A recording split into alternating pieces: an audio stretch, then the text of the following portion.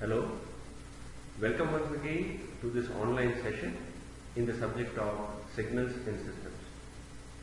Currently we are discussing classification of signals, and in the last session we discussed few varieties of signals, namely deterministic and random signals, even and odd signals.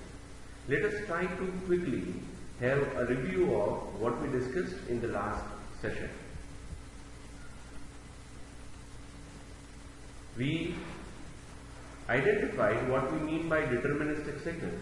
Then these are those signals whose value can be completely specified or known at all times. Such signals are possible to be expressed mathematically as a function of time or using some techniques like lookup table. A contrast of this was a random signal.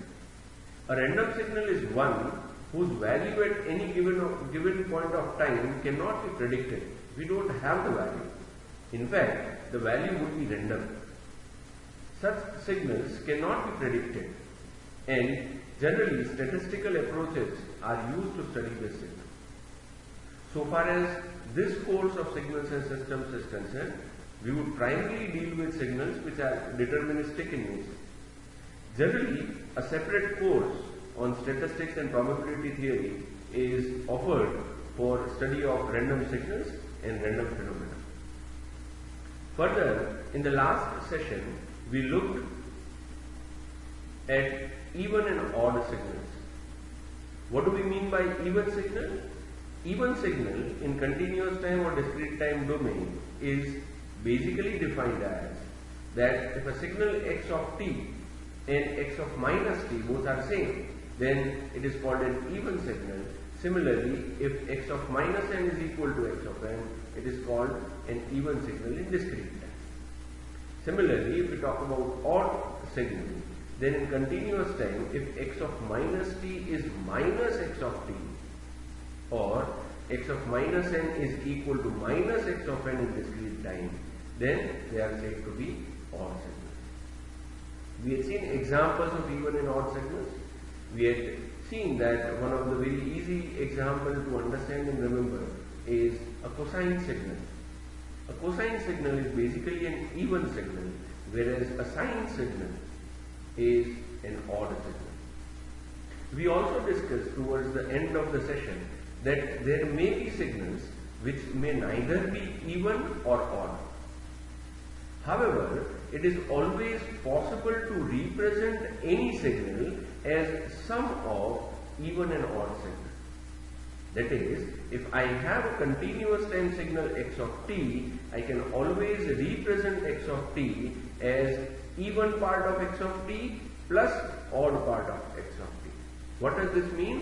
This means that we can decompose a signal into its even and odd part. In this session, we will try to take few examples on even and odd signal to understand this further. So let us start with a simple example where we are saying that for a given signal, we are supposed to represent it in its even and odd component. What is the signal given to us? The signal given to us is basically a discrete time signal x of n, which is described as this. We are quite familiar about what this notation of a signal means. This notation is particularly used when you have a finite length signal which x of n here is. What does this indicate? This indicates that at n equal to 0, the value of x of n is 3. So x of 0 is 3, x of 1, which is the next value, is 4, x of 2 is 3, x of 3 is 2. Similarly, this is for n equal to minus 1, this is for n equal to minus 2. If I want to visualize this signal, I can graphically show it like this. That at n equal to 0 the value is 3, at n equal to 1 the value is 4, at n equal to 2 the value is 3, similarly at n equal to minus 1 the value is 2, and at n equal to minus 2 the value is 1. Now looking at the graphical representation, it immediately becomes clear that the signal is neither even nor odd. And what we are asked is to represent this signal as summation of two signals. One should be even and another should be odd. Then what do we know about this? We know that any signal can be represented as sum of even and odd signal, where even signal is given as 1 by 2 x of n plus x of minus n. These are the relations which we discussed in the last session. And the odd component of the signal is represented as 1 by 2 x of n minus x of minus n. Right? So, we as a part of this example, we are supposed to calculate what would be the value of xen and what would be the value of xon. So let us try to do this. Now to calculate xen, let us, if we try to see the relation, we know that what we would need x of n is given to us, but then we would also need x of minus n, which we have to calculate it first. So let us try to do it, and let us try to do it by a tabular method or by a tabular representation, so that the things can be simple to understand. So let me make the first column where I simply write the values of n. You know, I am trying to write in terms of a table. I am trying to write in this column the values of n. My signal is basically from n equal to minus 2 to n equal to 3.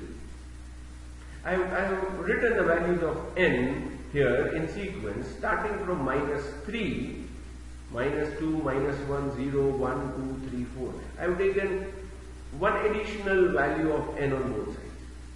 You understand the reason for that, right? Now, for this values of n, we know what is the value of x of n. Yes, it is given to us. What is the value of x of n at n equal to minus 3? Then we know that n equal to minus 3, the value of x of n is 0. So I have written 0 here. What is the value of x of n at n equal to minus 2? The value is 1. So I have written 1 here. So this is 1, 2, 3, 4, 3, 2. Exactly this value. Say at n equal to 0, the value is 3. At n equal to 1, the value is 4, and so on. So this is simply the values of x of n written in terms of a column. Now we want to find x of minus n. So let me try to form a column of x of minus n. Be with me, be with the cursor. Let us try to understand that I want to find x of minus n at n equal to minus 3. So I take n equal to minus 3, I substitute n equal to minus 3 here. So what I would get? X of minus 3, which is nothing but x of 3. Yes? So at n equal to minus 3, the value of x of minus n would be equal to the value of x of 3. And what is x of 3? We go down the table here. This is n equal to 3. So this is x of 3. X of 3 is 2. So this 2 comes here. I again repeat this once more. What am I trying to find? I am trying to find the value of x of minus n for different values of n. Right? So let me first take the value of n to be minus 3. So I will substitute minus 3 here. So it would become x of minus 3. Now x of minus 3 is what? X of 3. It would be x of 3. Now what is the value of x of 3? Then we know that the value of x of 3 is 2. We can also see it here. The value of x of 3 is 2. So what would be the value here? The value would be 2. Similarly, if I take n equal to minus 2, then x of minus 2 would be nothing but x of 2. And what is the value of x of 2? X of 2 is 3. So this 3 comes here. Similarly, for n equal to minus 1, I need the value of x of 1, which is 4. N equal to 0, it remains the same, which is 3. N equal to 1, so now I would need x of minus 1. So what is the value of x of minus 1? 2. So this 2 basically comes here. This 1 similarly comes here. The 0 comes here. And x of minus 4 is also 0, so I would get 0. So this is how I create x of minus n. Right? Now what do I need? To calculate xe of n, I have to add these two values and I have to divide it by 2. So let me calculate this. I add these two values, x of n and x of minus n, and I divide it by 2. So what I would get? 0 plus 2 is 2, divided by 2 would give you 1. 1 plus 3 is 4, divided by 2 would give you 2, and so on. So I get the value of 1 by 2 x of n plus x of minus n. This is nothing but xe of n. Looking at this, you would have some idea that it shows symmetry. It would become more clear when you draw the graph for this. But before that, let us try to calculate xo of n also. Right? What is the odd part? It is 1 by 2 x of n minus x of minus n. So now what I have to do? I have to subtract these two values. So 0 minus 2 would give me minus 2, 1 minus 3 would give me minus 2, and remember I have to divide it by 2. So 0 minus 2 would give me minus 2, divided by 2 would give me minus 1. Similarly, 1 minus 3 would give me minus 2, divided by 2 would give me minus 1, and so on. Right? So this column basically represents xo of n. Now if we try to sketch these two signals, let us try to sketch the even part first. Right? Then the kind of graph that I would get would make us realize that this basically is an even signal. See, what is the value of x of minus 3? Sorry, what is the value at n equal to minus 3? At n equal to minus 3 the value is 1, so I have plotted 1 here. What is the value at n equal to minus 2? At n equal to minus 2 the value is 2, so I have plotted 2 here, and so on. If you try to see, then here x of minus 1 is equal to x of 1. X of minus 2 is equal to x of 2. X of minus 3 is equal to x of 3. And this is what the definition of an even signal is. X of minus n should become equal to x of n. So the signal basically shows symmetry around y-axis.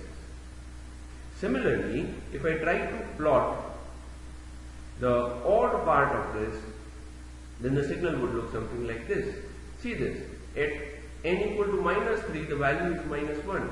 So at n equal to minus 3, the value is minus 1. At n equal to minus 2, it is minus 1. Similarly, if I see at n equal to 1, then the value is 1. Similarly, n equal to 2, the value is 1. At n equal to 3, the value is 1. If you look at this signal, what do we identify? We identify that x of minus 1 is equal to minus of x of 1. Because what is the value of x of 1? The value of x of 1 is 1.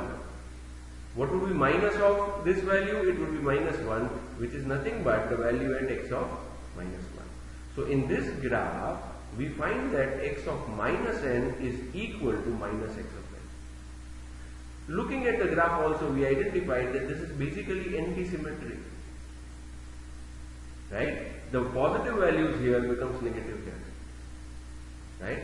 So what we have done is basically we have represented x of n into its even and odd components.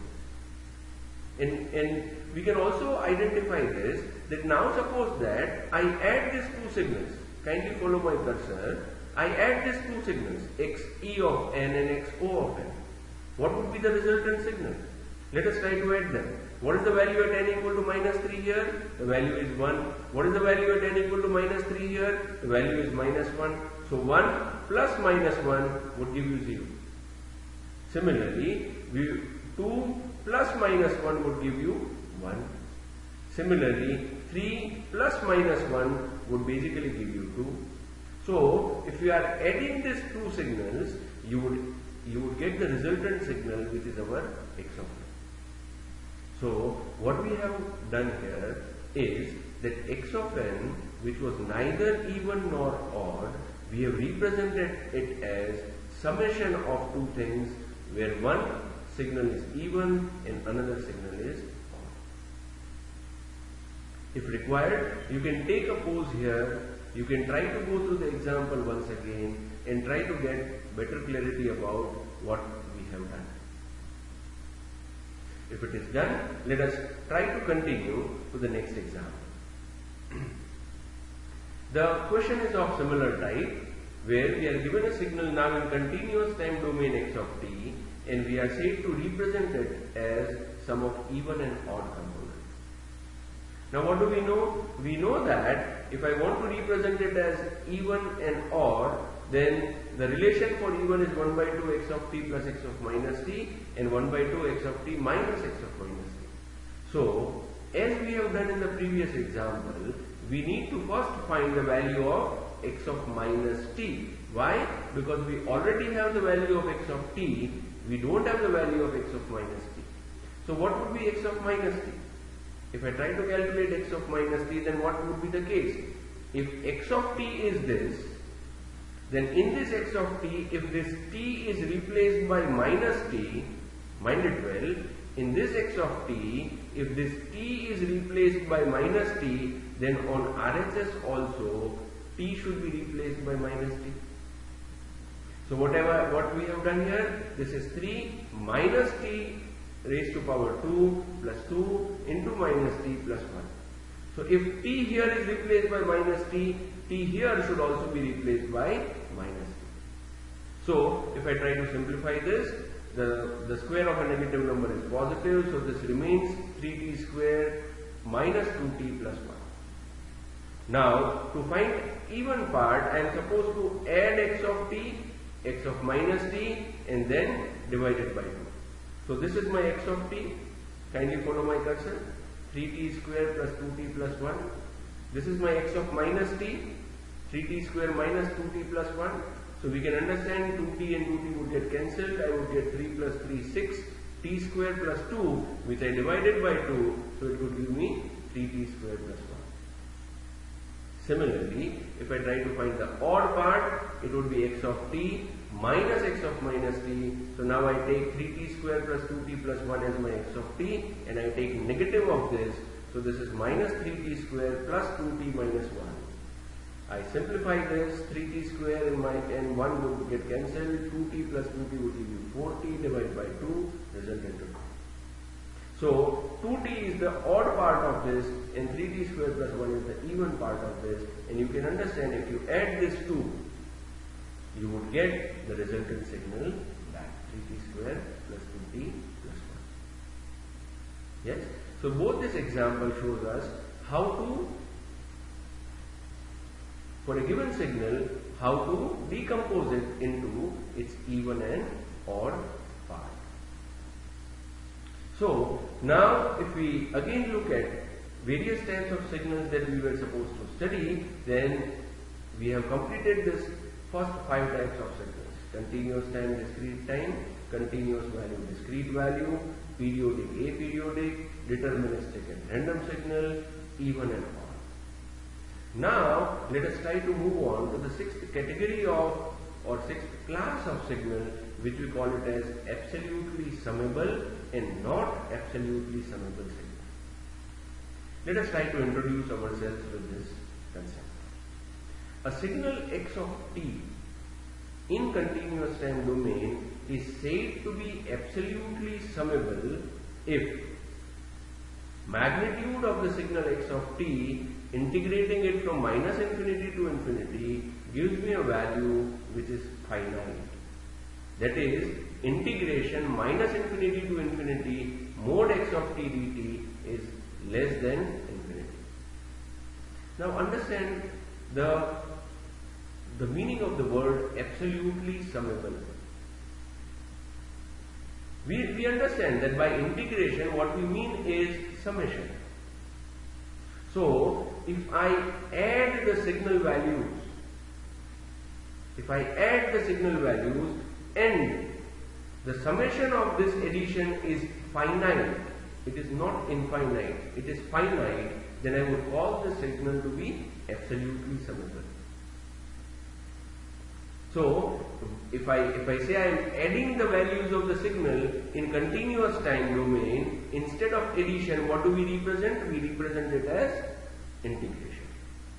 So I integrate it from minus infinity to infinity. What is this minus infinity and infinity basically symbolize? It symbolizes that I am summing the signal, or I am integrating the signal over the entire time axis. It means that I am taking the sum of the signal over its entire duration. And what does this magnitude indicate? Magnitude indicates two things. If the number is real but the number is negative, then I would have to consider it to be positive. Right? That is, if x of t, that is, if the value of x of t is real but negative, then also I would have to consider it to be positive. And if the second meaning of this is that if x of t is complex, we have not discussed this kind of signal till this slide, but we will shortly discuss this. If my x of t is a complex signal, it means that if the value of x of t is complex, then I would have to consider the magnitude of this complex number. That is, if I have a number a plus jb, then we know what is the magnitude of this. The magnitude of this is under root of a square plus b square. So once again, if we try to define what we mean by an absolutely summable signal, then in continuous time domain, if I integrate the magnitude of this signal from duration minus infinity to infinity, and if the value of this integration comes out to be finite, then the signal is absolutely summable. That is, integration minus infinity to infinity mod x of t dt should be less than infinite. Same way, in discrete time domain, I can define absolutely summable signal as summation n from minus infinity to infinity mod x of n should be less than infinite. We know that in discrete time, the variable n is discrete. It means that it is not continuous. And if something is not continuous, we cannot integrate. So, for discrete time, we don't or we cannot use integration. Rather than that, we use summation. This is the first time when you are introduced with this in this course. But now, almost throughout the course, almost in every slide, you would find this distinction. Whenever we are talking about a continuous time signal, we would talk it in terms of integration. But whenever we are talking about discrete time signals, we would be talking in terms of summation. Why? Because discrete time signals cannot be integrated. A function can be integrated only if it is continuous. So, instead of integration, we would use summation. Anyhow, we understand that basic meaning of integration is nothing but summation. But when you have summation of something which is continuous, rather than adding infinite values, you would basically show it by the notation of integration. But so far as discrete time is concerned, where the things are discrete, not continuous, we can use the notation of summation. So once again, in discrete time domain, what do we mean by absolutely summable? If the values of the signal, that is the magnitude, we are interested in magnitude, not the polarity, not the complex nature of the signal, right? So if the values of the signal I added, and if this summation is less than infinity, that is, it is finite, we would call it to be an absolutely summable signal, right? The signal in continuous time or discrete time which does not satisfy this property is called not absolutely summable signal. Now we may ask that what may be the need of identifying whether the signal is absolutely summable or absolutely not summable. Then we know that this property of a signal is very useful in identifying or analyzing the signal as well as in systems, right? In coming sessions, as a part of this subject, we would learn different transform domain techniques like Laplace transform, Z transform, etc. Where this property would be very useful in defining different attributes of the signal, different characteristics or properties of a signal. So, we would be interested to know whether the given signal is absolutely summable or it is absolutely not summable. right? But right now, let us try to take few examples and let us try to understand what do we mean by, or let us try to understand how to evaluate whether the signal is absolutely summable or not summable. So let us take this first example.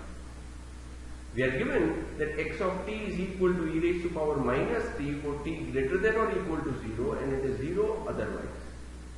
What does this mean? This means that for negative values of t, that is for negative values of time axis, that is on the left hand side of t equal to 0, the value of x of t is 0. And for right hand side at t equal to 0, that is RHS of my time axis, the value of x of t is e raised to power minus t. It is an exponentially decaying signal. If I try to plot this signal would look something like this.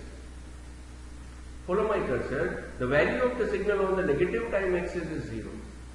At time t equal to 0, if I substitute 0 here, e raised to power minus 0, that is e raised to power 0 would be 1. So at t equal to 0, the value is 1. This is 1. Then at e raised to power, then t equal to, at time t equal to 1, so it would be e raised to power minus 1. What is e? E is basically a constant, 2.71. We are aware about this, it's an exponential value. E is equal to 2.71. So if you take 2.71 raised to power minus 1, it would certainly be the value which would be less than 1. So as time is increasing, the value of the signal is decreasing. Now let us try to see whether this signal is absolutely summable or not. Because it is in continuous time, to find whether it is absolutely summable or not, we would try to calculate this integral. That is integration minus infinity to infinity mod x of t dt. Here we know that signal basically have two different values for two different time zones. So I have separated this integration in two parts. One is from minus infinity to 0 and another is from 0 to infinity. We know that from minus infinity to 0, that is for t less than 0, the value is 0, so I would substitute 0 here. And for 0 to infinity, the value is e raised to power minus t, so I substitute 0 here, and here instead of x of t, I substitute e raised to power minus t. Now e raised to power minus t, because e is 2.71 raised to power minus t, so this value is always going to be positive. You can check it your base. If your base is positive, you may raise it to any power, the value is going to be positive. So this is going to be a positive value, and it's going to be a real value. So we can omit this magnitude part. So I can simply write it as integration 0 to infinity e raised to power minus t dt. Anyways, this integral is 0. So this, what I am supposed to calculate is integration 0 to infinity e raised to power minus t dt. E raised to integration of e raised to power x is e raised to power x. This is e raised to power minus x. So this is minus e raised to power minus t. My limits are 0 to infinity. If I substitute the limits, e raised to power minus infinity minus e raised to power 0, e raised to power minus infinity would come out to be equal to 0. It is e raised to power minus infinity, 2 raised to power minus infinity is 0. So this comes out to be equal to 0. Whereas this comes out to be equal to 1 because e raised to power 0 is 1. This minus minus becomes plus, so the result of this integration is 1, and 1 is less than infinity, and hence I would say that this signal is absolutely summable. Right? You can take a pause here if required. You can go through the example, evaluate the integrations, and try to check by yourself. I am sure it would not have created any problem for you. Then let us try to take one more example. Now I take a signal x of t is equal to e raised to power minus t, but now I say this is true for all t. If you compare this with the previous example, then in the previous example, for negative values of t, the value of x of t was 0. However, here it is e raised to power minus t for all t. We have seen such signals in earlier sessions also. We know that the signal is basically something like this. It is exponentially decaying, but as you go towards the negative time axis, the value keeps on increasing. Yes. Now I try to integrate this signal from minus infinity to infinity to find whether it is absolutely summable or not. So now there is no need to separate the integration. I simply integrate it from minus infinity to infinity e raised to power minus t, and from our previous example discussion we can say that this is minus e raised to power minus t with limits from infinite and minus infinity. I substitute the values. Again, e raised to power minus infinity, if I substitute infinity here, so instead of t it would come out to be infinity. So e raised to power minus infinity would become 0, but e raised to power infinity would basically become infinite. 2 raised to power infinity is infinity. So the result of this integration is infinite, and hence we would say that this signal is not absolutely summable. Yes? Let us try to take one more example in discrete time now. Let us say that x of n is equal to 1 for n greater than or equal to 0, and it is 0 otherwise. So what is the nature of the signal? The nature of the signal is that for negative values of n, that is on the left hand side, the values are 0. But from 0 and all positive values, the value of x of n is equal to 1. Right? Because the signal is in discrete time domain, to find whether it is absolutely summable or not, we would have to use the relation of summation.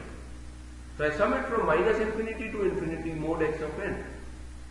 Again, because x of n has two different natures of value, I separate it in two parts, n from minus infinity to 0 and n from 0 to infinity.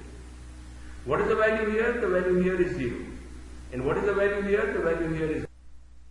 So what do we get here? We get summation n from minus infinity to 0, 0, and summation n from 0 to infinity to be equal to 1. Now this is certainly addition of zeros infinite times, so it would result into zeros, but this is addition of 1 infinite times. You know, for n equal to 0 the value is 1, plus n equal to 1 the value is 1, n equal to 2 the value is 1, n equal to 3 the value is 1. So I am adding 1 infinite times. This is summation. So for different values of n, I have to add this. This is a constant. So for n equal to 0 it is 1, plus n equal to 1 it is again 1, plus n equal to 2 it is again 1. So I am basically adding 1 infinite times. And if I add 1 infinite times, the result is going to be infinite. Yes? So again, what do we identify here? That the signal that we get is again not absolutely summable. So in this online session, we discussed a few examples on even and odd, how to decompose a given signal in terms of even component and odd component, and in the later part, we discussed what do we mean by absolutely summable and absolutely not summable signals, and we also discussed a few examples based on this. Right? I am sure that the things would have been comfortable at your end. I would recommend and encourage you to see more examples in the textbooks that we are referring. This is it for this session. Thank you very much.